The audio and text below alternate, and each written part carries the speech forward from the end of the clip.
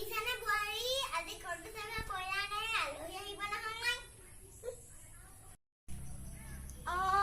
তাই ঘৰটো চাফা কৰি কলো এইবোৰ কৰি আছে তোক মই আনি কবলৈ আনিছিলো নি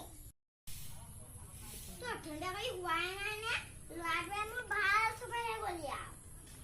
ৰাতিপুৱা মই কাঁহী পেটিবোৰ ধুইছো সেইবোৰ কাম নহয় নি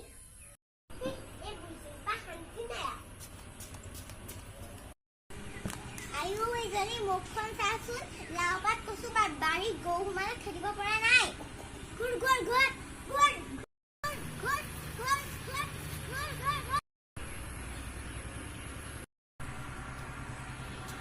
হেল্ল' কি কৰিছা